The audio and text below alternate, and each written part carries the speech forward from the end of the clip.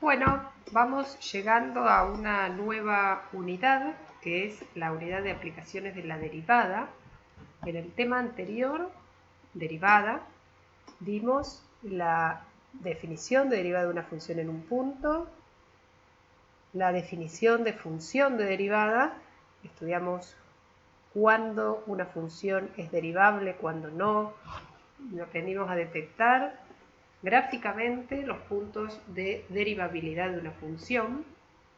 Vimos la interpretación de la derivada de una función en un punto desde el aspecto geométrico, como la pendiente de la recta tangente a la curva que es gráfica de una función, y tangente ¿en qué punto? En el punto de coordenadas x sub 0, perteneciente al dominio, la abscisa, y la imagen de x sub 0, la ordenada. Luego dimos la interpretación física de la derivada de una función en un punto como la velocidad instantánea de cambio. Y ahora lo que vamos a ver es qué aplicaciones tiene la derivada y lo que presentamos, las dos aplicaciones que forman parte del programa regularmente del programa de Matemática 1, que es las aplicaciones la derivada para el estudio de valores extremos de una función y el estudio de funciones en general, que es a lo que nos vamos a abocar en los próximos 3 videos. Y lo que está en el libro, pero que no vamos a poder trabajar este año por las cuestiones de la no presencialidad, es la aproximación de una función por otra más simple, conocida como polinomios, aproximación por polinomios de Taylor. A pesar que vamos a hacer una breve mención de un tipo de aproximación que es la aproximación lineal. Pero bueno, en estos 3 videos que siguen vamos a trabajar una de las aplicaciones de la derivada, que es para realizar el estudio completo de una función. ¿De qué función? Cuando hablamos de estudio de funciones, ¿a qué nos referimos? Aquellas funciones que no son las elementales que estuvimos trabajando en las primeras unidades. Vamos a ver el estudio de funciones bastante más complejas, que a partir de la simple inspección de la ley no podemos visualizar el tipo de gráfico. Entonces, para hacer el estudio general de una función, como siempre, si tenemos una función con fórmula y igual a f de x, sabemos que estamos frente a una función real a variable real. Variable independiente x, variable dependiente y. Lo que está recuadrado en azul es lo que ya podemos hacer con lo visto en las primeras unidades, es decir, determinar el dominio natural de la función f, ¿sí? Como el conjunto que tiene como elementos a todos los valores de variable independiente, en el ejemplo x, a donde tiene sentido aplicar la ley. Recuerden que el dominio natural depende de las restricciones algebraicas dadas por la ley de la función, pero después tenemos que estudiar las restricciones propias de las variables, es decir, que representan la x y la y, y propias del modelo que están utilizando en qué contexto: físico, químico, biológico, económico, musical, epidemiológico, etc. En la segunda unidad, con la ayuda del límite, pudimos estudiar la continuidad de una función en todo su dominio. En la tercera parte, con la derivada, estudiamos la derivabilidad de la función en el dominio. En la primera parte también vimos los ceros o raíces de la función. ¿Qué eran los ceros o raíces de la función? Los elementos del dominio, las x del dominio, donde la imagen valía 0. Bueno, con el teorema de Bolzano vimos cómo detectar intervalos que contengan ceros o raíces. No cualquier función, sino que la función sea continua en un intervalo cerrado a B, con la imagen de A con un signo diferente al signo de la imagen en B. Y con ese teorema de Bolzano garantizábamos la existencia de al menos una raíz en el intervalo abierto a B. Otras Otros elementos o características que vimos en la primera parte de la materia fue cómo determinar simetrías de la gráfica de la función, simétricas respecto al eje Y si la función es par, respecto al origen de coordenadas si la función es impar. Vimos para cierto tipo de funciones, en particular trabajamos las funciones periódicas trigonométricas, ¿sí? Y con la ayuda de los distintos límites detectamos asíntotas verticales u horizontales. Las verticales eran aquellas rectas que, ¿cómo las detectábamos? Calculábamos el límite de f de x cuando x tiende a un valor finito. Si x tendiendo a un valor finito, el límite nos daba infinito. Cuando decimos infinito es que puede ser más o menos infinito, y podíamos detectar este límite lateralmente, es decir, que por un lateral sea finito y por el otro infinito, o por ambos infinitos con o sin o igual signo o distinto signo. Así detectábamos asíntotas verticales. ¿Qué ecuación va a tener la asíntota vertical? Si se daba este límite, la ecuación era x igual a x sub 0. Y para detectar asíntotas horizontales, ¿qué hacíamos? Hallábamos el límite de f de x cuando x tiende a más o a menos infinito. Si el límite nos daba finito, entonces la recta de ecuación y igual a L es una recta asíntota a la gráfica de la función.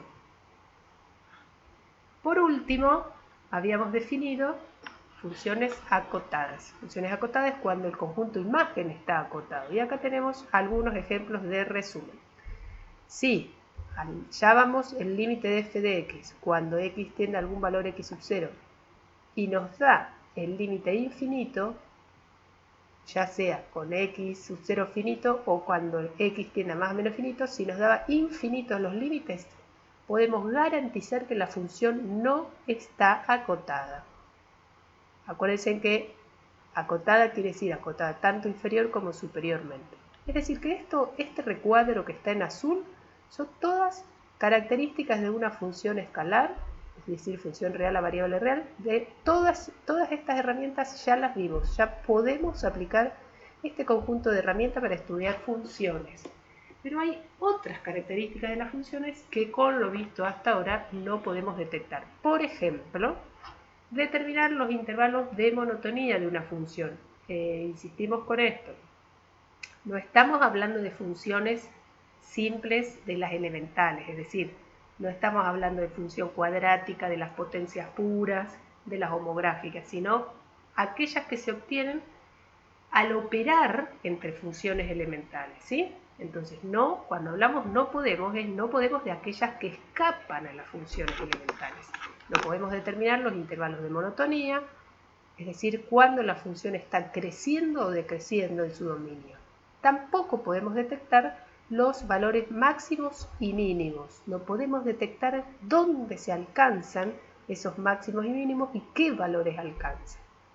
Insistimos que todo esto tiene sentido para las funciones más allá de las elementales. Las elementales en este punto de la materia se supone que la dominan con solvencia. Y por último, todavía no podemos determinar la curvatura de la gráfica de la función. Para tener idea de a qué nos referimos cuando decimos la curvatura, cuando trabajamos con la curva parábola para las funciones cuadráticas, decíamos la parábola con las ramas hacia arriba o la parábola con las ramas hacia abajo. Bueno, eso tiene que ver con la curvatura. Y nos vamos a referir cóncava con las ramas hacia arriba, cóncava con las ramas hacia abajo. Todo eso todavía no lo podemos detectar para la generalidad de las funciones. Por último, si pudiéramos reunir lo que está recuadrado en azul, que ya trabajamos, más estos tres primeros puntos, estaríamos en condiciones de graficar cualquier función. Una vez que graficamos las funciones, por supuesto, del gráfico proyectado sobre el eje vertical, determinar el conjunto imagen. Entonces, esta primera diapositiva pretende ser un resumen de lo ya dado, de los primeros ítems, del A al G, y un anticipo de lo que vamos a trabajar, 1, 2, 3 y 4. Cuando juntemos al final de los 3 videos todas estas herramientas, vamos a poder resolver el punto 4, es decir, graficar la función y de la función de su gráfica proyectada sobre el eje de las ordenadas determinar el conjunto imagen. Para lo cual vamos a ver del listado 1, 2 y 3 va a estar separado este tema en 3 videos. Vamos a empezar repasando algunas definiciones de función creciente y decreciente. Si no se la acuerdan, vayan a las primeras clases de funciones para tener en mente esas definiciones. Y vamos a repasar ahora los máximos y mínimos. Algunos de esos ya los vimos, pero no vimos todo, lo vimos de manera introductoria e intuitiva. Ahora vamos a ver la gráfica en una de las diapositivas de continuidad, pero lo vamos a recuperar. Entonces, para hablar de el análisis o la detección de lo que llamamos máximos y mínimos absolutos o máximos y mínimos relativos, tenemos que unificar una definición de decir a qué llamamos máximo absoluto, máximo relativo y mínimo relativo. Los que ya trabajamos en las clases son los máximos y mínimos absolutos. Estos que están acá son los que ya vimos en las unidades anteriores. ¿Cómo lo vamos a señalizar ahora para distinguirlos de los nuevos? Si vamos a hablar de máximo, vamos a simbolizarlo con la letra M mayúscula. Si vamos a hablar de mínimo, con la letra M minúscula. ¿Sí? Si hablamos de máximos o mínimos absolutos, le vamos a poner un subíndice A. Máximo y mínimo absoluto. Son los que trabajamos hasta ahora. ¿Qué eran los máximos y mínimos absolutos? Que el nombre genérico que los engloba ambos es extremos. Extremos pueden ser entonces extremos absolutos o extremos relativos. La palabra absoluto, ¿a qué la asociamos? Algo que da idea de la globalidad o la totalidad de la situación. Entonces, voy a recuperar acá una parte de lo que ya trabajamos. Para detectar máximos y mínimos absolutos desde el comienzo de la materia, ¿en qué nos fijábamos? En el conjunto imagen. En el conjunto imagen de la función nos fijábamos y del conjunto imagen detectábamos la presencia o no del máximo absoluto y mínimo absoluto. ¿Qué era el máximo absoluto? Un elemento del conjunto imagen. Recuerden eso, es lo que trabajamos cuando vimos continuidad. El máximo absoluto es el valor más grande de las imágenes. El mínimo absoluto es el valor más chico de las imágenes. Y ahora lo que vamos a ver es entonces, por contraposición, ¿qué será o a qué les suena decir máximos y mínimos relativos? Que también son elementos del conjunto imagen. Todos estos, si es que existen, son elementos del conjunto imagen. Cuando hablamos de algo relativo, y lo hacemos por fuera de la matemática, relativo, asociamos a algo que es relativo, depende del contexto. Entonces, vamos a hablar de que depende del contexto, del entorno, es algo local, en contraposición con los extremos absolutos que son algo globales. Quiere decir que los extremos absolutos, ya sean mínimos, absolutos, máximos, absolutos, son el valor más grande que toma la imagen y el valor más chico que toma la imagen en todo el dominio. Ahora bien, todo extremo absoluto, ya sea máximo o mínimo, también va a ser extremo relativo. ¿Por qué? ¿Qué vamos a llamar algo relativo? Cuando estudiamos el valor más grande o más chico de la imagen localmente. Ahora bien, si algo es lo más chico o más grande a modo local, y ahora lo vamos a ver en el ejemplo, puede que sea a su vez en la totalidad de los valores a su vez puede ser el más grande de todos los valores. Por eso los extremos absolutos son casos particulares o especiales de extremos relativos. ¿Por qué? Si un valor máximo absoluto es el más grande de todos los valores de imagen, con más razón va a ser el más grande de un subconjunto del dominio.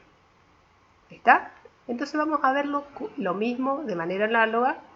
El mínimo absoluto. El mínimo absoluto es el más chico de todos los valores de las imágenes. Con más razón si analizamos localmente la función. Entonces no hay que perder de vista esta conclusión. Todo extremo absoluto es un extremo relativo. Vamos a ver la gráfica de una función que ya estuvimos trabajando en la unidad de continuidad. ¿Dónde está esta gráfica? Si la quieren repasar, en la clase de la última de continuidad que trabajamos en el teorema de Weierstrass. ¿Sí? El teorema de Weierstrass nos dice que si una función es continua en un intervalo cerrado a b, como es esta gráfica, que justamente es la que utilizamos para ejemplificar el teorema de Weierstrass, esta gráfica es esta curva es continua, entonces la gráfica de una función continua. ¿En qué intervalo? En el intervalo que da menos 2 a 2. Y el teorema de Weierstrass nos garantizaba que si una función, como esta que está acá, es continua en un intervalo cerrado, seguro tiene máximo y mínimo. Esos valores de máximos y mínimos en el teorema de Weierstrass, estamos hablando de máximos y mínimos absolutos. ¿Qué quiere decir máximo y mínimo absoluto? Como bien está señalizado acá arriba. Máximos y mínimos absolutos. Vamos a empezar por máximo. Es cómo proyectamos la curva sobre el eje Y. ¿Y qué vemos? ¿Cuál es el conjunto imagen? ¿Qué hacemos? Buscamos el punto más bajo de la gráfica. Buscamos el punto más alto de la gráfica y después aplastamos toda la gráfica sobre el eje Y. Eso nos determina el conjunto imagen. Buscamos el conjunto imagen en el valor más alto, que en este ejemplo es 3,6. El valor más alto va a ser el máximo absoluto y después el valor más bajo, más chico, el menor de todos los valores es el mínimo absoluto. Vamos a la definición. Las definiciones de manera precisa están en el libro, en la página 270 al comienzo, pero me interesa identificarlo gráficamente.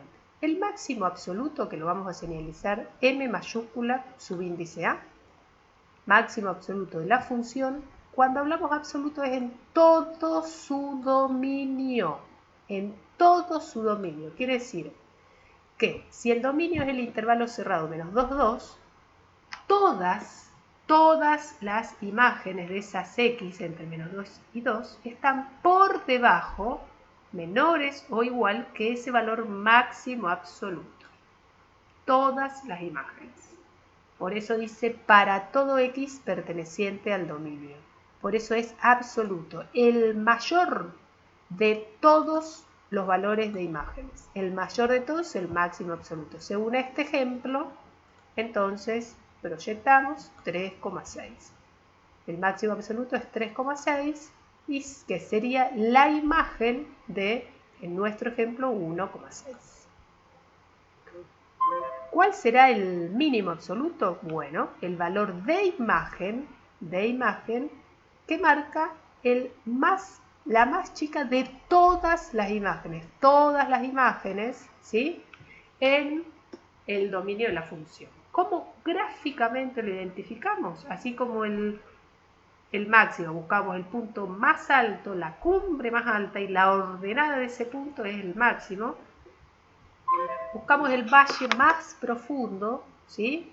El valle o el pozo más profundo y de ese punto hallamos la ordenada. Entonces, el mínimo absoluto es aquel valor de imagen, el mínimo absoluto lo vamos a señalizar M minúscula por mínimo y la A de absoluto, el mínimo absoluto de la función también, en todo su dominio. ¿Qué quiere decir? Que todas las imágenes las f de x, todas las imágenes, son mayores o iguales que ese valor mínimo absoluto para todo x del dominio. En nuestro ejemplo, el mínimo absoluto será este valor que aparece señalizado acá abajo y tiene que ser la imagen de algún valor del dominio. Ahora, hay otras situaciones gráficas, vamos a marcar acá, que ya lo habíamos trabajado cuando vimos el teorema de Weierstrass, que hay si vemos gráficamente, hay una parte del gráfico que localmente podemos ver una cima o cumbre.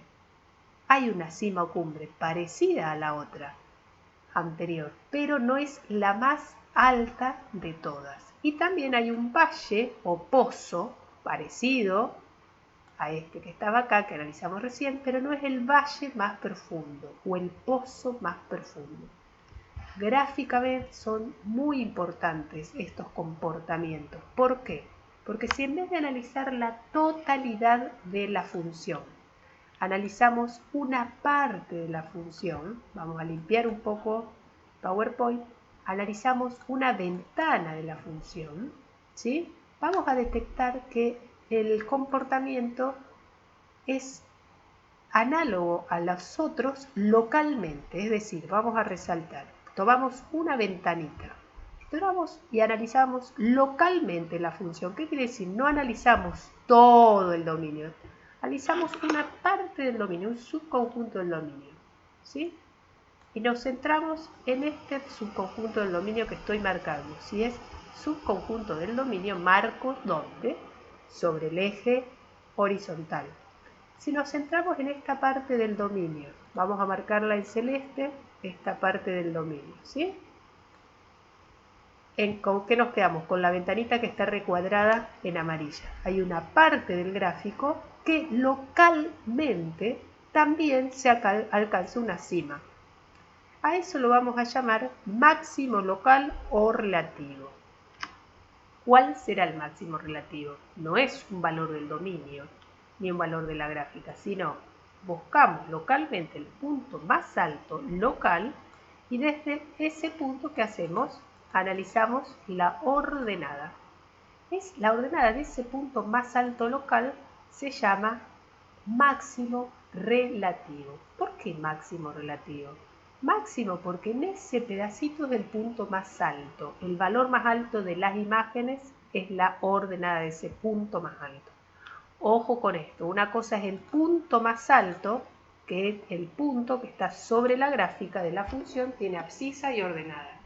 La ordenada de ese punto más alto es el máximo relativo.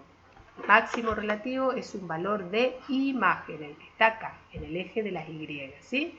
Entonces, máximo relativo, lo marcamos, cumbre alta, pero no tan alta. Es una cumbre, se da una cumbre, una cima, pero no la más alta de todas. Entonces marcamos y lo vamos a señalar con la letra M mayúscula de máximo, pero sub R de relativo. ¿Qué quiere decir relativo? Porque obviamente si miramos en la totalidad no es el valor más grande de todos, por eso es relativo. Fíjense la diferencia. La clave de decir relativo es la que está acá, lo que estoy resaltando en celeste. Ya no analizamos todo el dominio. ¿Qué analizamos? Una parte del dominio, un entorno que esté contenido en el dominio. Entonces, ¿cuándo vamos a hablar de máximo relativo? Cuando para un entorno que obviamente tiene que ser un entorno que esté contenido en el dominio, por supuesto, un entorno que esté contenido en el dominio, para todas las X de ese entorno, las imágenes están por debajo, las f de x de todas las X de ese entorno están por debajo de un valor MR, que sería máximo relativo, menor o igual. Entonces la imagen de algún valor C, en nuestro caso lo llamamos C, la imagen de valor C es el máximo relativo. También está un valle o pozo que no es el más profundo de todos. de este que vamos a detectar el punto más bajo, localmente más bajo, ¿sí? ¿Por qué? Porque estamos mirando una ventanita del gráfico, porque una ventanita. Nos centramos en qué cosa del gráfico. Buscamos localmente una parte del dominio, analizamos esa ventanita de la parte del gráfico que barre con esos elementos del dominio, buscamos el punto más bajo local, y de ahí que analizamos la imagen. Este valor que está acá, que marco acá, sería el mínimo relativo. ¿Cómo vamos a marcar el mínimo relativo? Entonces, M minúscula, para decir que estamos frente a un mínimo, sub R de relativo. De manera análoga pueden trabajar, igual la definición está en el libro, pero se puede trabajar de manera análoga. ¿Cuándo va a ser un mínimo relativo? Cuando en vez de decir acá, el mínimo relativo lo podemos completar acá. En vez de decir para toda X perteneciente al dominio, va a decir para toda X perteneciente a ¿qué? A un entorno del valor de quién. En este puede ser C o la letra que quiera. En un entorno, vamos a ponerle T, que esté contenido en el dominio. Es decir, que si está contenido, que tiene que tener una intersección con el dominio de la función. Eso sería el mínimo relativo.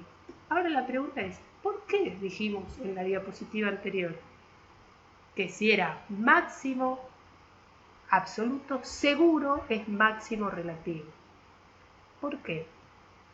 Porque si hacemos el entorno, este que yo marqué en rojo acá, este entorno que yo marqué rojo acá, o en celeste acá, un entorno, nadie nos dice cuánto tiene que ser el ancho del entorno, el radio del entorno. Si quieren lo toman lo más grande, tanto más grande como si fuera todo, tanto más grande como si fuera todo el dominio. Entonces, por eso hablamos de que los extremos absolutos también son extremos relativos. Porque si tomamos la amplitud del entorno lo suficientemente grande para barrer con todo el dominio, ¿sí? Entonces, analizamos en la totalidad y todo extremo absoluto es extremo relativo. Se me está complicando un poco acá, todo. Barremos con todo el dominio, ¿está?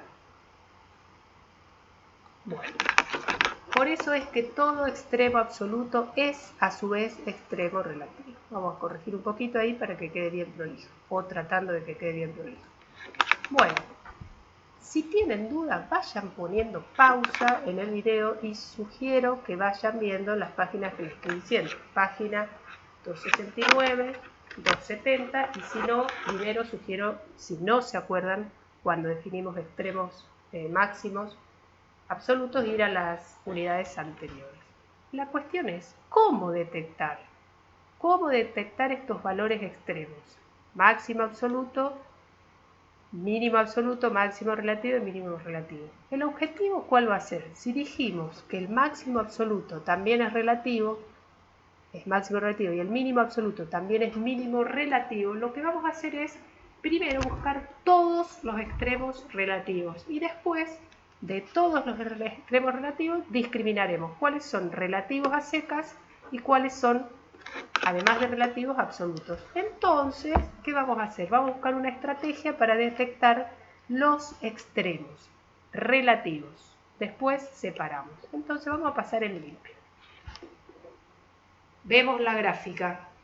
Está en limpia la gráfica de recién. La misma curva. Observamos la curva. Ya la habíamos trabajado. Cuando la trabajamos en Teorema Bahía atrás, vimos la ley. Es un polinomio de grado 5. Les digo, lo pueden buscar, ¿sí? en el PowerPoint. Entonces, si observamos la gráfica, ¿dónde hay extremos? Recuerden, extremos son valores de imagen. Acá marcamos máximo, máximo, mínimo, mínimo, ¿sí? Pero ¿dónde es que se dan estos extremos? Si observamos la totalidad de la gráfica, ¿qué pueden observar? ¿Qué relación hay entre este máximo? ¿Dónde se alcanza este máximo? Que en nuestro caso acá sería absoluto. Este es un máximo relativo. Acuérdense que el máximo absoluto también es relativo. Este es un máximo relativo. Este es un mínimo relativo. Y este de acá abajo es un máximo, un mínimo relativo. También absoluto. Vamos a ponerle absoluto para que sepan mínimo absoluto. Entonces, ¿qué se observa si vemos la totalidad del gráfico? Varias cosas se observan, pero ¿qué podemos identificar? ¿Por qué hay un máximo, un valor máximo? Vemos la función. ¿Por qué se alcanza un valor máximo en esta x sub 1? ¿Qué pasa a la izquierda del x sub 1 y con la función? ¿Qué pasa a la derecha? Si observan, desde menos 2 hasta x sub 1, la función viene creciendo. Desde x sub 1 a la derecha la función comienza a decrecer. Por eso hay un máximo acá, un máximo relativo, ¿sí? Acuérdense que el máximo absoluto lo vamos a remarcar acá. También es máximo relativo. Insistimos con esto. Son casos especiales. Y el mínimo absoluto también es mínimo relativo. Ya podemos ir concluyendo algunas cosas. Si es que la función tiene extremos absolutos, tendrá un solo máximo absoluto y un solo mínimo absoluto, pero mínimos y máximos relativos puede tener infinitos. Entonces, absolutos pueden tener solo un máximo, si es que lo tiene, porque es el valor más máximo de todos los máximos, el mayor de todas las imágenes. Y si tiene mínimo absoluto, tiene uno solo, porque es el mínimo valor de las imágenes. En cambio, extremos relativos, ya sean máximos relativos o mínimos relativos, puede tener infinitos, porque como lo van viendo localmente en entornos contenidos en el dominio, pueden ir ampliando o achicando el entorno y van detectando valores extremos de tramos del dominio.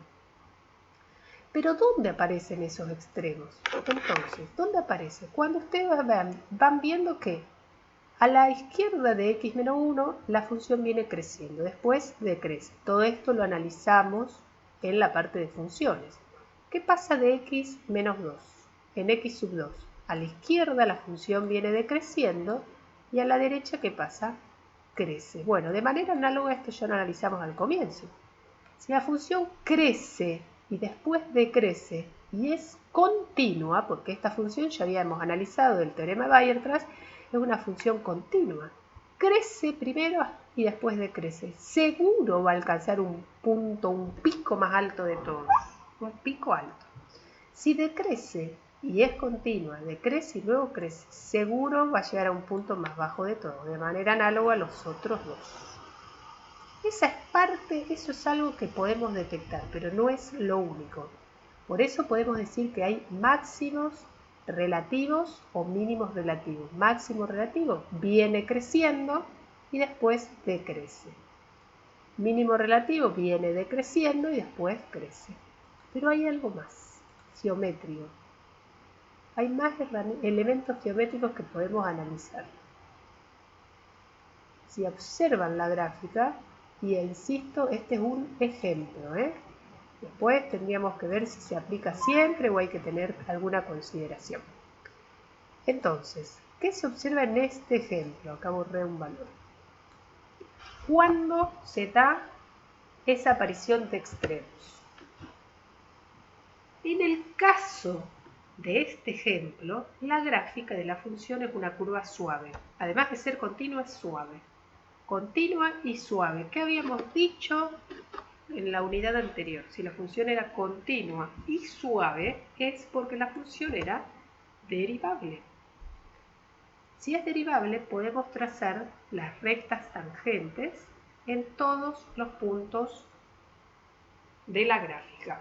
Acá está graficado en 4 puntos, el rojito, el rojo, el verde y el verde. Pero en realidad, si la función es continua, y derivable. La gráfica es una curva continua suave y hay recta tangente en cada punto de la curva. Estos puntos, ¿sí? Estos que me marco así. No vamos a estar graficando las rectas tangentes en cada punto.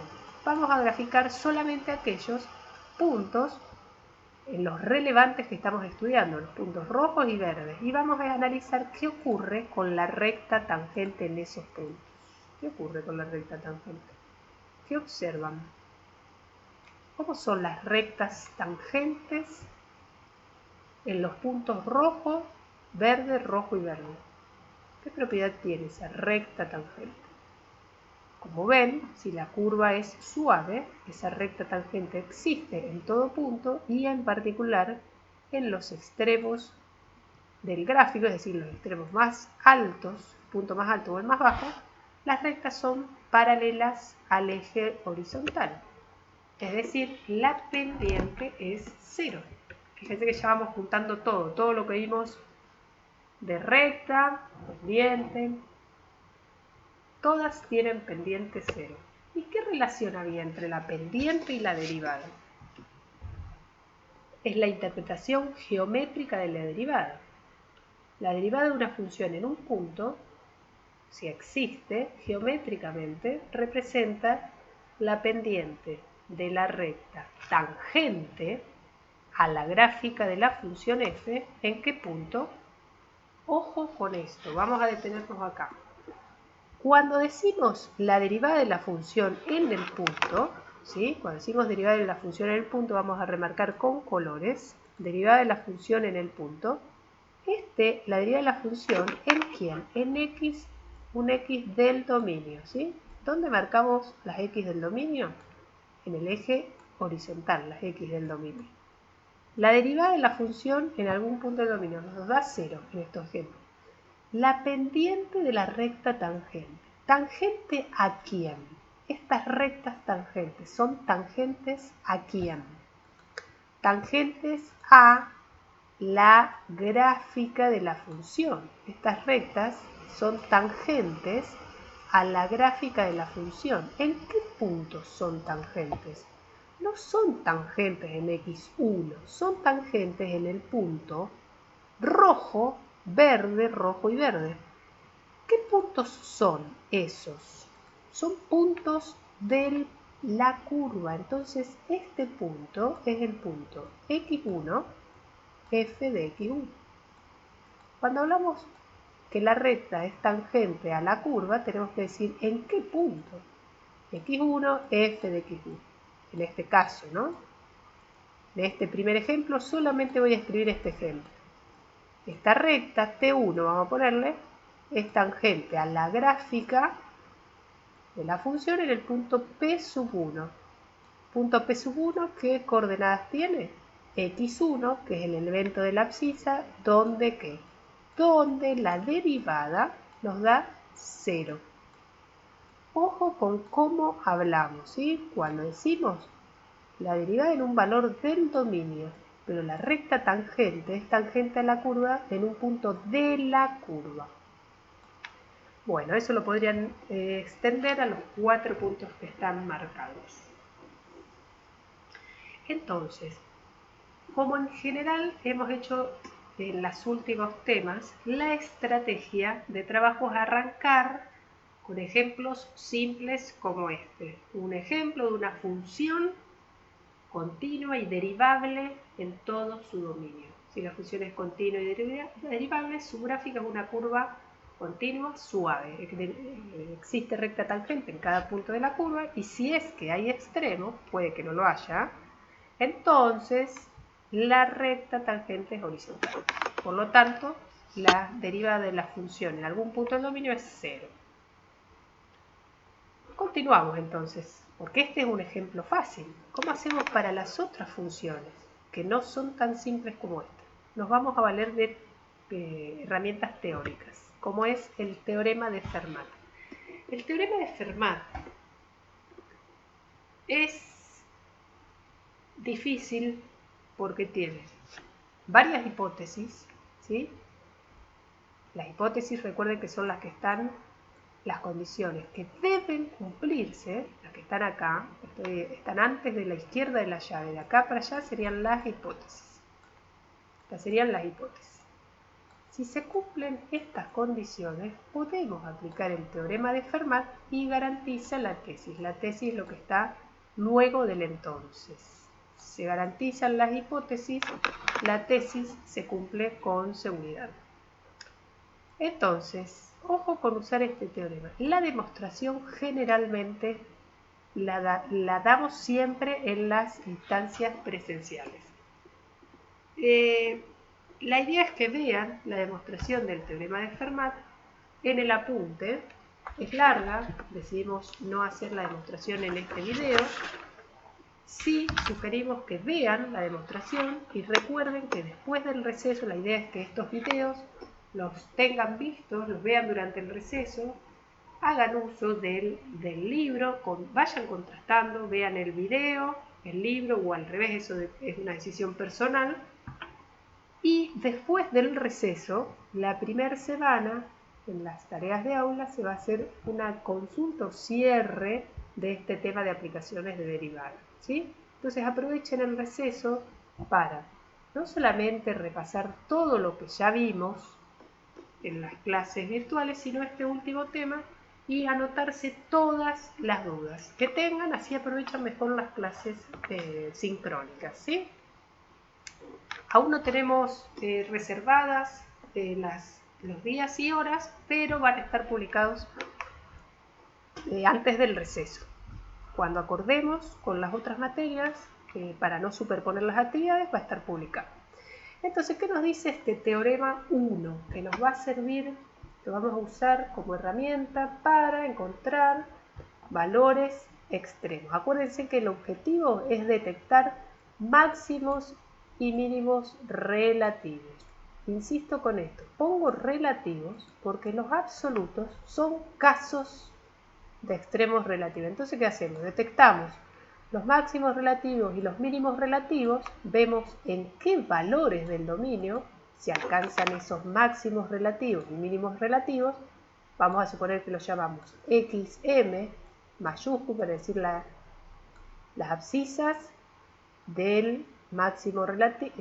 La abscisa, si yo quiero decir que este máximo relativo se alcanza en X sub m, que es encontrar X sub m perteneciente al dominio de la función, XM perteneciente al dominio de la función, cuya imagen, ¿cuál tiene que ser? XM, vamos a completar acá si nos queda bien, XM perteneciente al dominio de la función, este es el objetivo, ¿eh? Este teorema lo vamos a usar para detectar, hallar los valores del dominio de la función tales que su imagen, la imagen de esta XM, sea ¿qué cosa? El máximo de la función. El máximo y de manera análoga el mínimo, ¿sí? Lo hago con un ejemplo, digo el máximo, pero igualmente de manera análoga pueden hacerlo con el mínimo. Entonces, de igual manera lo hago con uno porque lo otro quedaría para que lo completen en sus hojas. Vamos a hacerlo bien prolijito, así les queda.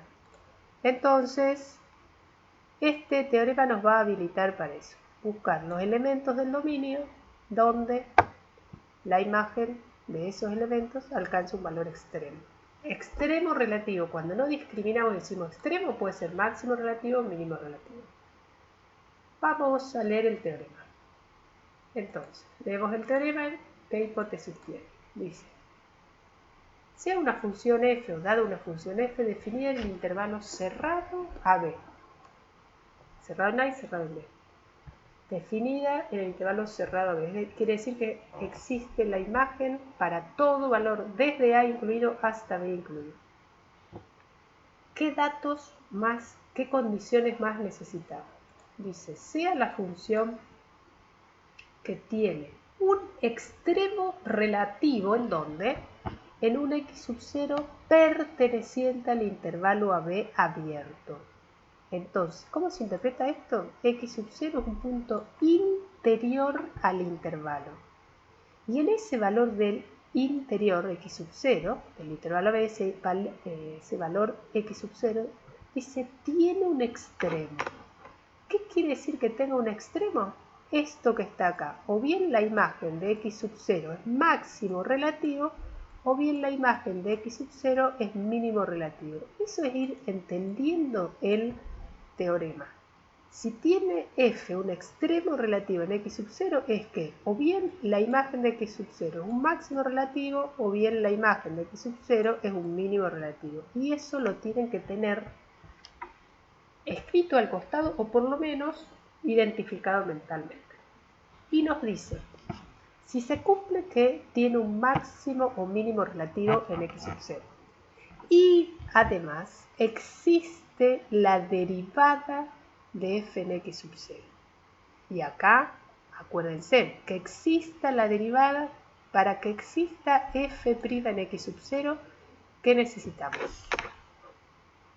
Que f sea continua, seguro, porque acuérdense del teorema de derivabilidad y continuidad. Para que sea derivable en x sub 0, primero tiene que ser continuo. Entonces, si ya nos dicen que existe f' en x sub 0, seguro la función es continua en x sub 0. Y si existe la derivada, ¿qué quiere decir? Que f es curva suave. La gráfica de f es una curva suave, al menos ¿dónde? ¿A dónde va a tener que ser curva suave? ¿En todo el dominio? No. Al menos la gráfica de f es curva suave, ¿en dónde? En las inmediaciones de x sub 0, no en toda la gráfica. Es una curva suave, al menos en las inmediaciones de x sub 0. Entonces, vamos a continuar. ¿Qué pasa si se cumple esta hipótesis? Con seguridad, la derivada en ese x sub 0, ¿en qué valor de x sub 0 repasamos acá? X sub 0 es un valor donde o bien se alcanza un máximo o bien se alcanza un mínimo. La derivada con seguridad tiene que ser 0. Eso es lo que nos dice este teorema. Si hay extremo en x sub 0 y es derivable en x sub 0, seguro la derivada es 0, seguro. Porque si existe la derivada, ¿qué posibilidades puede haber si nos dice existe la derivada? Hay tres posibilidades. Si existe la derivada en x sub 0, ¿cómo puede ser? Hay tres posibilidades. Que sea mayor que 0, igual a 0 o menor que 0. Más que eso no hay. Tres posibilidades. Mayor, menor o igual a 0. Pero este teorema que nos dice que seguro es 0. Si existe la derivada, seguro es 0. Ojo que para aplicar este teorema tenemos que tener seguridad de que exista la derivada en x sub 0, pero además tiene que haber un extremo en x sub 0, es decir, un máximo relativo o un mínimo relativo. Todo esto se debe cumplir. Entonces, ¿cómo aplicaríamos este teorema? Insisto, la demostración a veces ayuda a comprender un poco más el teorema. Lo que vamos a ver son las interpretaciones del teorema, es decir, cómo aplicamos este teorema a distintas situaciones. Por ejemplo, entonces vamos a ver cómo aplicaríamos este teorema. Vamos a analizar. Primero vamos a repasar cuando teníamos un implica. Si teníamos P implica Q. Acuérdense, un ejemplo fácil es gato implica animal. Yo digo gato, perro, puede ser cualquiera, ¿no? ¿Cuál era la condición necesaria y cuál era la suficiente? Me pongo acá de repaso. Gato, ser vivo gato, ¿implica ser vivo animal? Eso lo habíamos discutido. Si es gato, implica, si el ser vivo es gato, entonces el ser vivo es un animal. ¿Se verifica al revés? Es decir, si el ser vivo es un animal, ¿será un gato? ¿Pueden garantizar que sea un gato? No. Entonces el implica va en un solo sentido. Entonces, ¿cuál es la condición necesaria acá? ¿Que sea gato o que sea animal? ¿Y cuál es la suficiente? Bueno, es más fácil identificar la necesaria. Es necesaria que sea animal para que sea gato. Porque si es un ser vivo pero no es animal, por ejemplo es un vegetal, seguro no es gato. Entonces la condición que está a la derecha del implica es lo que llamamos condición necesaria. Y lo que está antes del implica es la condición suficiente. Si es gato, es suficiente, alcanza para decir que es un animal. El ser vivo, si es gato, es un animal con seguridad. Tomemos ese ejemplo para aplicarlo en este teorema. Entonces, ¿qué nos dice este teorema? P implica Q. Volvemos. Miren acá. El entonces equivale al implica, ¿sí? El entonces equivale al implica. P implica Q. En nuestro teorema, ¿quién es P? Que P, ¿cuál era? Todas las hipótesis que es derivable en X sub 0 y el I, acuérdense que es que se den simultáneamente las dos situaciones. F derivable en X sub 0 y en X sub 0 hay extremo. ¿Sí? Implica entonces la derivada en X sub 0 debe ser 0. Es verdadero por el teorema de Fermat. Acá me van a tener que creer, pero si no, miren la demostración y después analizamos a la vuelta del receso si quedan dudas. Pero el teorema, todo teorema se demuestra. Los teoremas que en el libro dicen sin demostración, no es que no tienen demostración, es que no las vemos en Matemática 1 porque son demasiado complicadas o no son complicadas, pero exceden a lo que es el programa del curso, de la asignatura. No es que no tengan demostración, no las vemos. El teorema de Fermat generalmente, insisto, vemos la demostración. Si pueden, la ven. ¿Por qué? Porque les va a ayudar a comprender el teorema y a convencerse que este implica es verdadero. Vamos a ver qué ocurre al revés, si será verdadera o falsa. Es decir, si la función, ¿qué sería al revés del implica? Es decir, si se da lo que está a la derecha, f' en x sub 0 es 0. ¿Sí? ¿Se verificará que hay extremo? ¿Qué les parece? Si f' en x sub 0 es 0, seguro verifica que es derivable, porque eso lo vimos en la definición de derivada. Porque ¿qué es que sea derivable en x sub 0? Que exista la derivada. La pregunta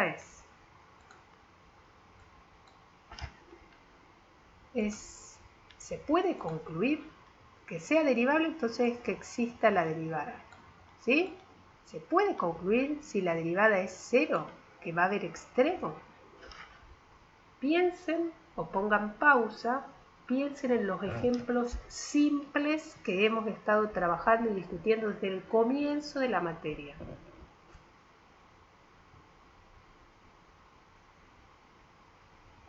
Entonces, vamos a ver algunos. Traten de buscar ejemplos simples, no empiecen a ir con los ejemplos más complejos, porque para justificarlo tienen que tener dominio de las funciones, ¿sí? Esta proposición es falsa. Vamos a tomar un ejemplo bien fácil de visualizar que es falsa. Insisto con esto. Usen la analogía que está acá arriba. No todo animal es gato. Entonces, puede haber funciones derivables en x sub 0 que nos den 0 y no hay extremo. Pensemos. La función f de x con ley, ¿no? F de x igual a x cubo. La derivada, ¿cuánto es? ¿Cuál es la derivada de esta función f con ley f de x igual a x cubo? Estuvimos viendo en la clase derivada. La derivada es 3x cuadrado, porque es una función potencial. Derivamos y nos queda 3 función potencia, ¿sí? 3 por x a la 2.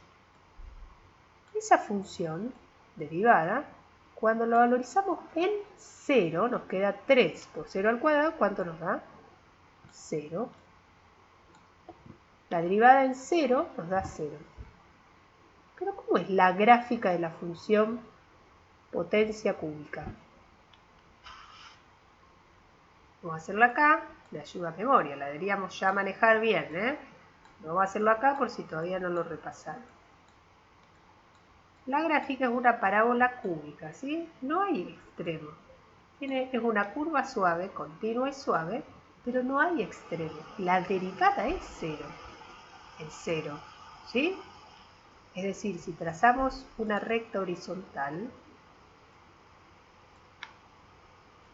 una tangente en el punto 0, 0, nos queda horizontal, pero no hay extremo. ¿Por qué no hay extremo? Porque hay parte que está por debajo de la recta horizontal, de la recta tangente, y hay otras imágenes que están por arriba. Es decir, que no hay extremos, viene creciendo y sigue creciendo, no cambia de crecimiento.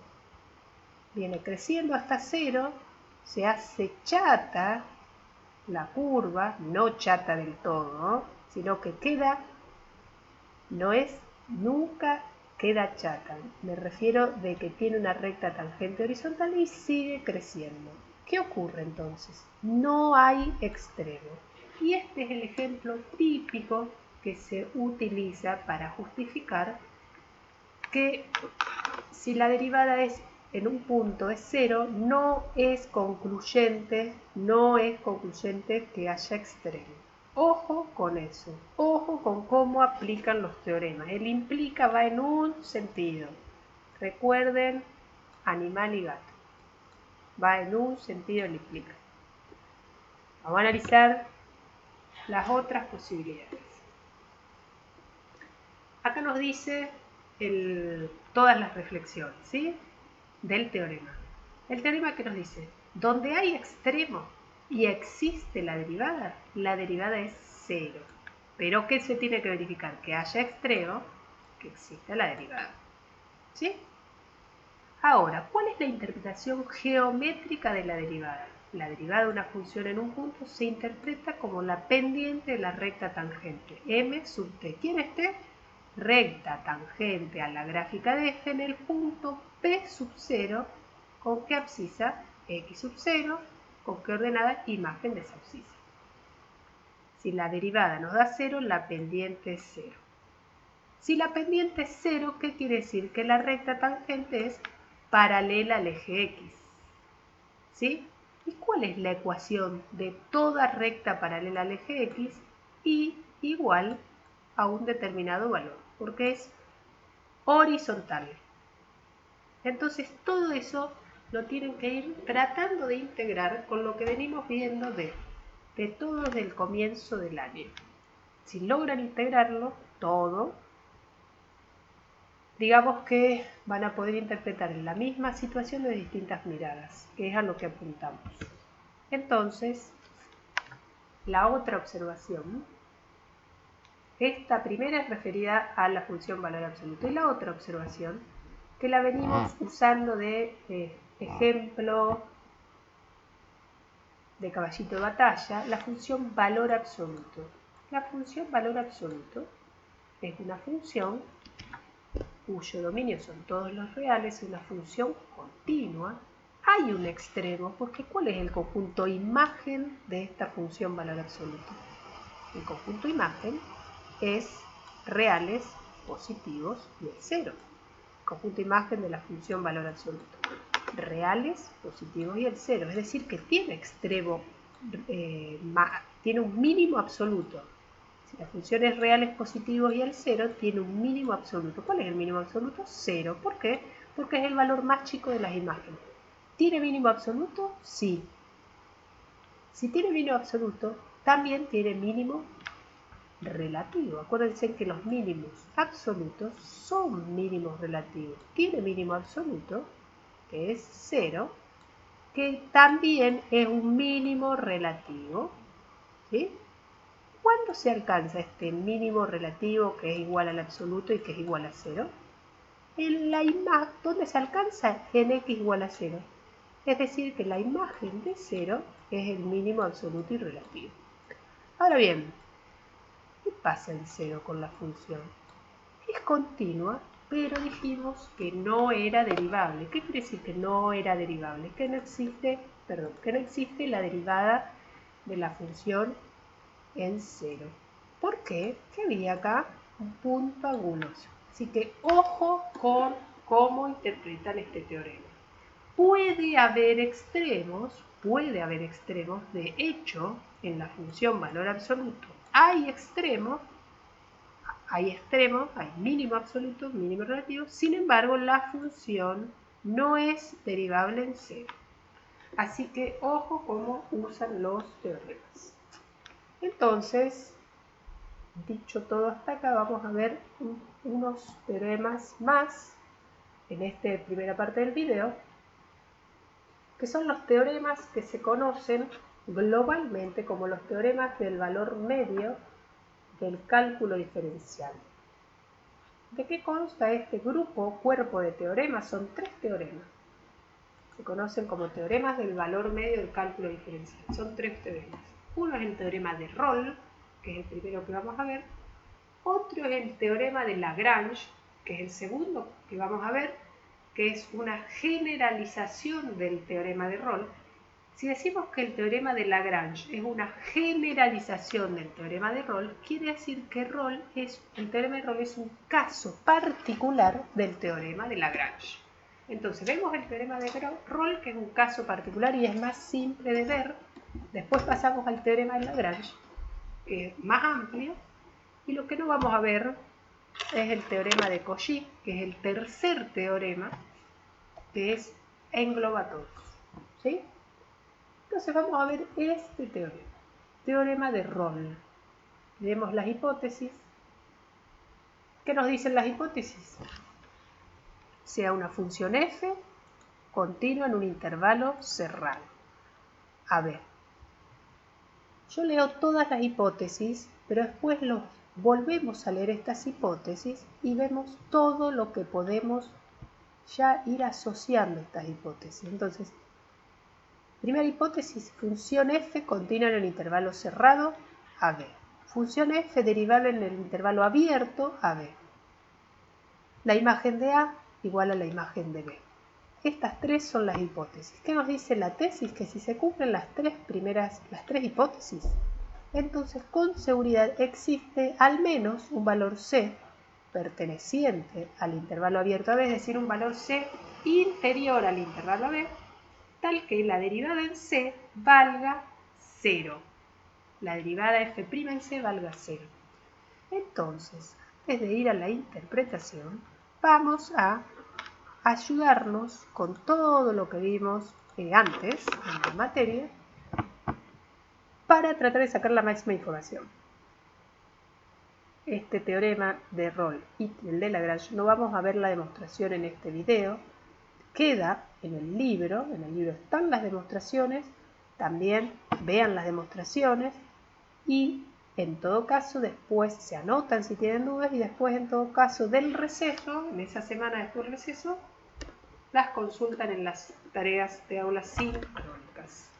Entonces, si f es continua en AB, ya hay bastante que podemos decir. ¿Por qué? Si una función era continua en un intervalo cerrado, su gráfica no presenta saltos ni agujeros en el intervalo cerrado. Además, tiene extremos absolutos en el intervalo cerrado. Si es derivable en el intervalo abierto, la gráfica es una curva suave. Si f en A es igual a f en B, los puntos extremos de la curva tienen que estar a la misma altura. Y acá se dan 2 situaciones posibles que cumplan con estas, en realidad infinitas gráficas posibles, pero las podemos agrupar en 2 situaciones. Fíjense, si f en A es igual a f en B y la curva, tenemos 2 puntos. Este punto que está acá es A, f en A. Este punto que está acá es B, f en B.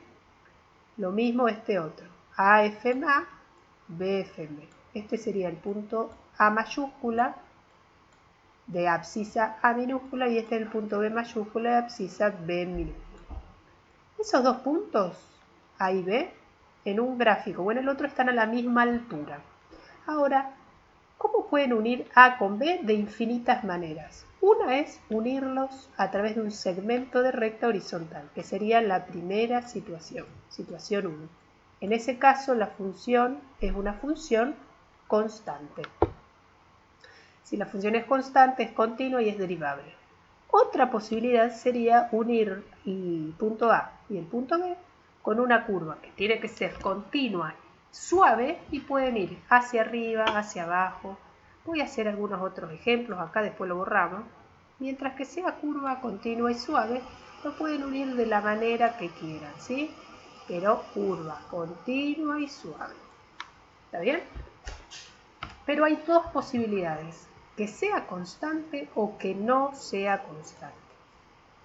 A grandes rasgos, ¿sí? Dos posibilidades, constante o no constante. Así que nos quedamos con estas dos posibilidades. La situación 1, que verifique que la función sea constante. Y la situación 2, que engloba a un montón de situaciones, es que la función no sea constante. Cualquiera sea una u otra, porque el teorema se aplica a cualquiera de ellas, ¿cuál es la interpretación del teorema de Rolle? ¿Qué nos dice la tesis? Existe un valor C interior al intervalo B donde la derivada es 0.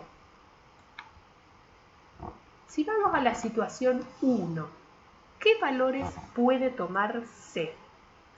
¿Cuáles serían los valores posibles para C?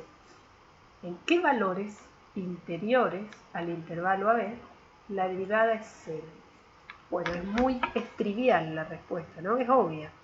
Si la función es constante, la derivada, ¿cuánto es la derivada de una función constante? La derivada de una función constante, ya lo vimos, lo discutimos bastante, la derivada de una función constante es 0. ¿Sí? La derivada de una función constante es 0. 0 para todo elemento del dominio. Entonces, en este caso, ¿cuánto puede valerse? Cualquier valor que esté en el dominio, entre A y B. Como la derivada es 0, cualquier valor en todos estos valores puede tomarse, barre con todos estos valores. Hay infinitas posibilidades para hacer. Por eso es importante interpretar los símbolos. Existe C quiere decir existe al menos un valor de C. En el primer caso hay infinitos. Vamos al segundo caso. ¿En qué situación, en el segundo caso, donde la función no es constante, cómo identificamos los puntos C interiores al intervalo B donde la derivada es 0? Geométricamente, ¿cómo identificamos? ¿Qué habíamos dicho? Que si la función es derivable en un punto del dominio, la interpretación era la pendiente de una recta tangente a la gráfica. Si la derivada en C nos da 0, ¿qué quiere decir? Que la pendiente de la recta tangente T, que es tangente ¿a quién? A la gráfica de F en el punto de abscisa C, ¿cuánto nos tiene que dar?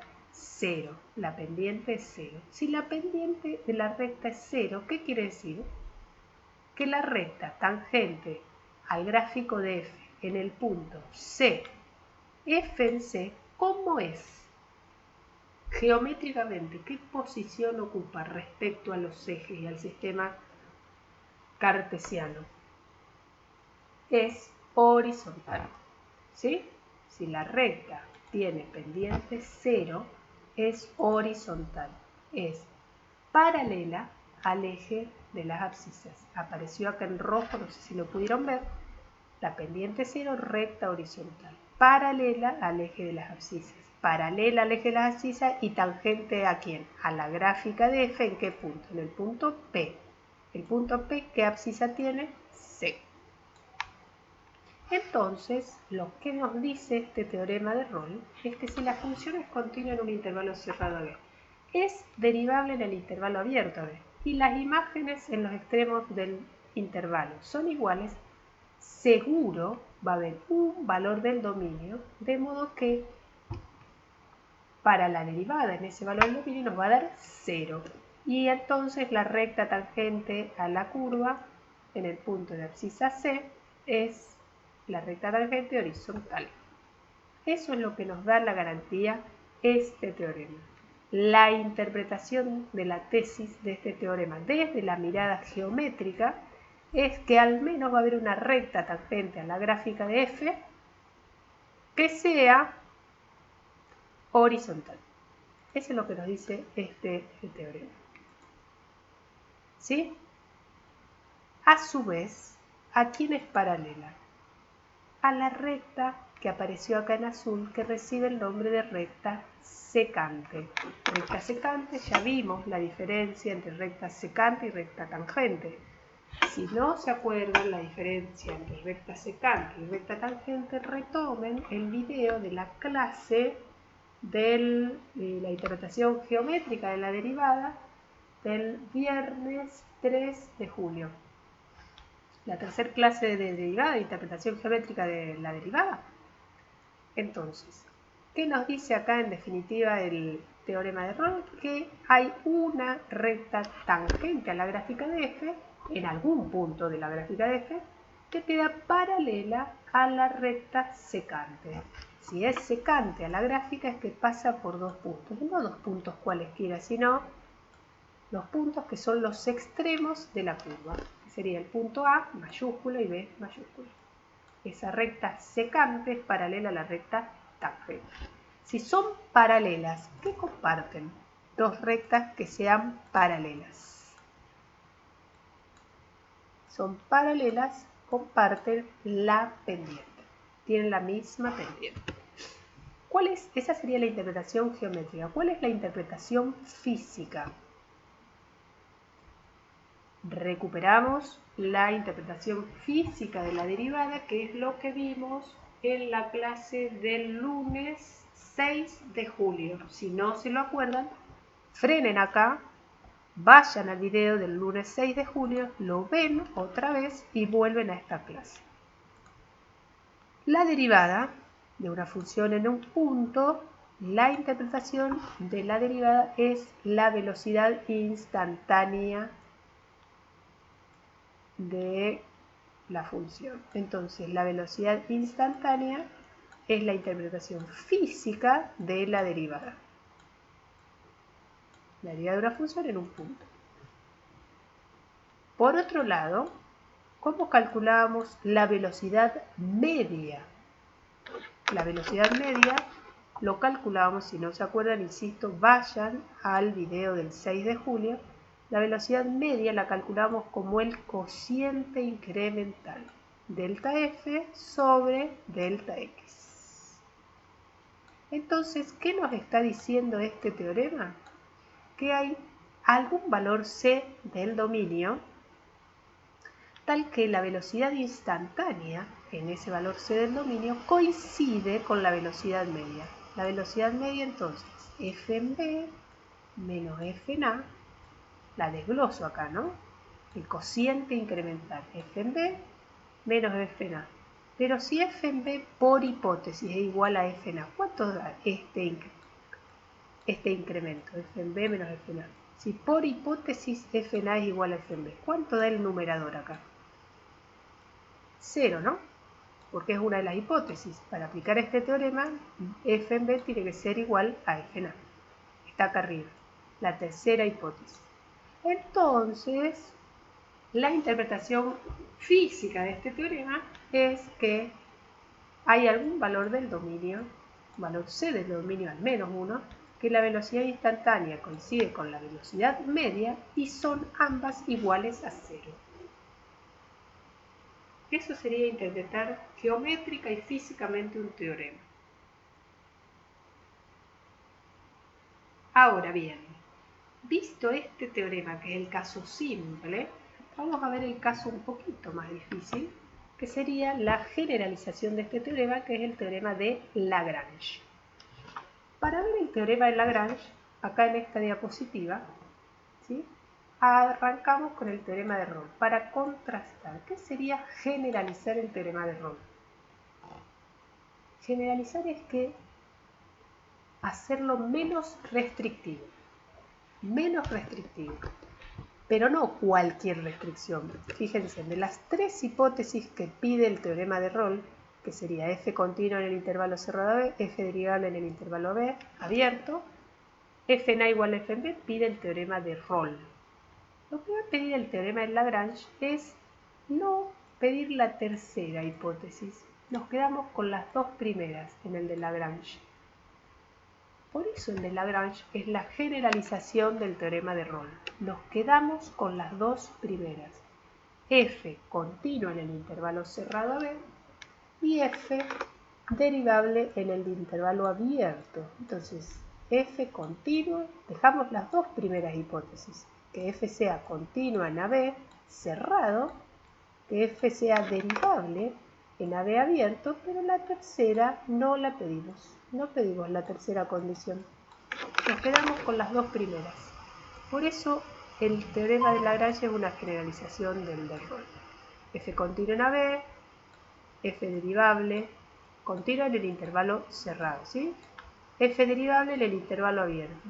Y no pedimos nada más que eso. Cuando decimos no pedimos nada más que eso, entonces lo que hacemos es tomar un caso un poco más general que el anterior. Por eso el gráfico que tomamos no es el de arriba, sino es el de abajo. Que sea una curva continua, suave, pero no necesariamente que los puntos extremos de la curva, que serían, vamos a marcarlo en color, vamos a marcar en color, este punto A y este punto B no necesariamente están a la misma altura, porque como no lo exige, el teorema de Lagrange no lo exige. ¿Qué pasa en este nuevo contexto donde la imagen en A no es igual a la imagen de B, pero que se cumplen las otras dos hipótesis? Curva suave, continua. ¿Qué aparece acá? Algo muy similar, por eso dice lo mismo entre comillas. Es decir, que si trazamos la recta secante, ¿secante a quién? Secante a la curva C. ¿Y en qué puntos secante? Cuando decimos curva secante tenemos que decir en qué puntos. ¿Por dónde pasa? Por el punto A mayúscula, que ¿qué coordenadas tiene A mayúscula? Punto de abscisa A y de ordenada F en A.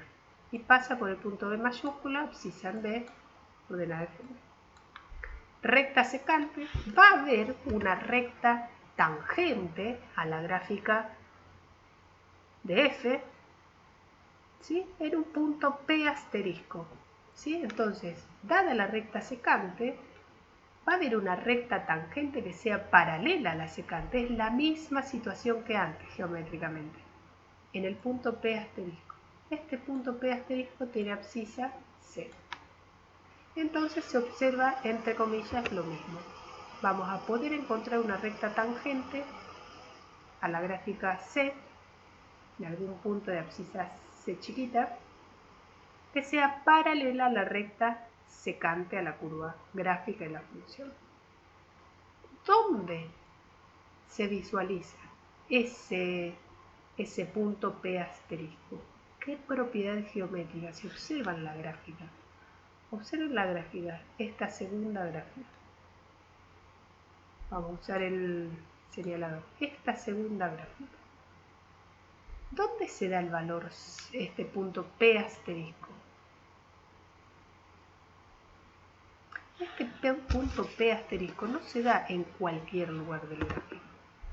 Se observa que ese punto P asterisco tiene una particularidad que es donde la distancia entre la recta secante, fíjense en concentrémonos ahora entre la recta secante, que es la azul, la secante es la azul, y la curva, que es la gráfica de la función. La recta secante y la gráfica de la función. Repasemos del principio de la materia. ¿Qué podemos observar? Que esa recta secante y la gráfica de la función se cruzan en los puntos AB, porque si no, no sería secante. Si se cruzan en los puntos AB y solamente en los puntos AB, fuera de esos puntos se empiezan a separar. Es decir, fíjense, vamos a ir haciendo el recorrido. Vamos a hacer con enlace. El punto A es común tanto a la secante como a la gráfica de F, porque si no, no sería secante.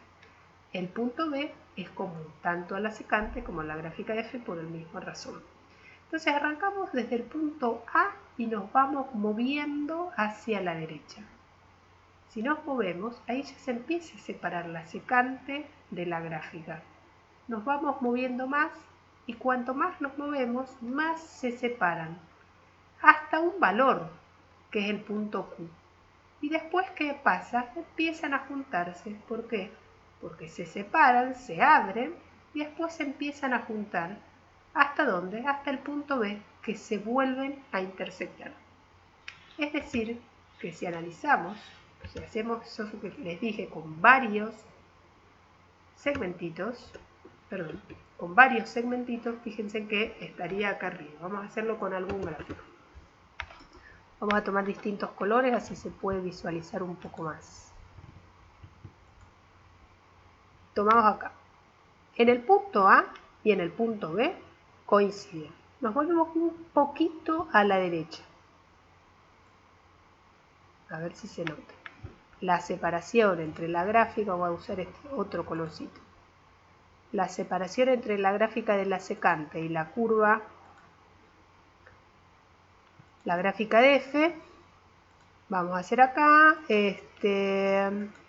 lo voy marcando acá, este pedacito, ¿sí? Esa separación. Ahora nos vamos a mover un poquito más a la derecha. Un poquito más a la derecha y vamos a marcar la separación que hay para ese valor entre la recta secante y la gráfica de f. Vamos a marcar desde acá hasta acá. Fíjense que es mayor esta separación, esta que está acá, que estoy marcando en amarillo, es mayor la de antes. Ahora nos vamos a mover un poco más a la derecha. Vamos a seguir moviéndonos a la derecha, marcamos otra vez en amarillo, y la separación entre la recta secante, lo marco acá, y la curva es mayor aún. ¿Hasta dónde? Hasta el punto Q. En el punto Q, lo marco en amarillo, la separación entre Q y P asterisco es la más grande entre la recta secante y la gráfica de f. Después, si nos vamos moviendo desde ahí más, seguimos avanzando a la derecha y hacemos el mismo procedimiento, vemos que la separación empieza a ser más chica. ¿Más chica hasta dónde? Hasta 0, hasta que se vuelven a cruzar. Entonces la máxima separación está entre P asterisco y Q, pero después seguimos moviéndonos y empiezan a achicarse. Se achican hasta que vuelven a ser coincidentes en B. Hacer ese análisis geométrico, gráfico, nos va a ayudar, y les sugiero que vuelvan a ver esto, porque a partir de ese análisis arranca la demostración de este teorema de Lagrange, que es una generalización del teorema de Rolle. Por eso se hace una interpretación gráfica para ayudarnos a la demostración. ¿Cuál va a ser la estrategia de esta demostración? Encontrar ese valor C, que está acá abajo, ese valor C, de modo que el punto P de abscisa C, que está sobre la gráfica de la función, y el punto Q de abscisa C, ¿por qué tienen la misma abscisa? Porque P asterisco y Q están alineados verticalmente. Vamos al principio de la materia, dos puntos alineados verticalmente comparten la abscisa.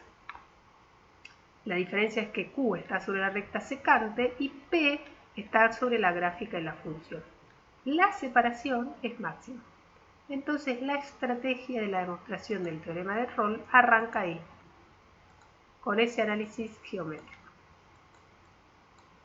¿Cuál es la interpretación del teorema de Lagrange? Muy similar al de Rolle. La interpretación física va a ser que existe un valor del dominio donde la velocidad media y la instantánea coinciden. Velocidad en C sería f', la velocidad instantánea, ¿no? f' en C.